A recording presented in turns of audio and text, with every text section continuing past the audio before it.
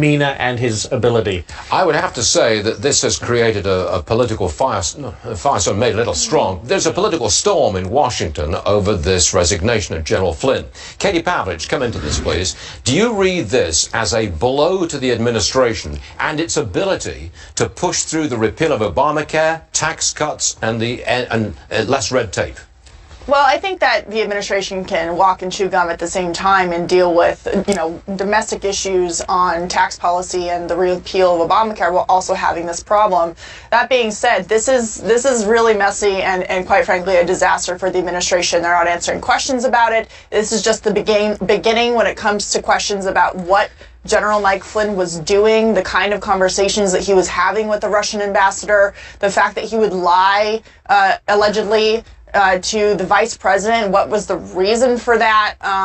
There's a lot of unanswered questions still moving forward about General Michael Flynn's connection with the Russians and some of the behavior that he may have engaged in during the transition period and, quite frankly, before then. I'm not sure that the country as a whole pays very, very close attention to inside politics in D.C. And as you can see, we've got, Katie, we've got the Dow Jones Industrial Average very close to record highs, ignoring what's going on in politics. Do you think this really sinks in to the country as a whole?